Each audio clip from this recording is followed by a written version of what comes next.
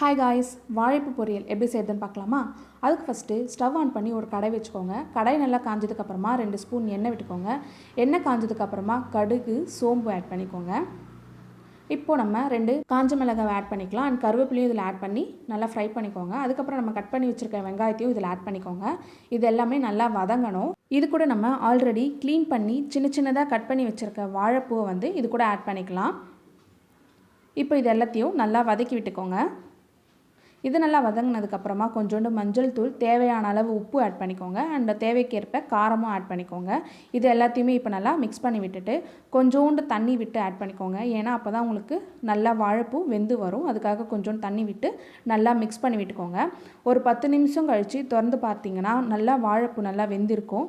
இப்போ நம்ம ஆல்ரெடி துருவி வச்சுருக்க தேங்காவை இது கூட போட்டு நம்ம பெரட்டி விட்டுக்கலாம். பெரட்டி விட்டு ஸ்டவ் ஆஃப் பண்ணிட்டிங்கன்னா சுவையான வாழைப்பூ பொரியல் தயார்.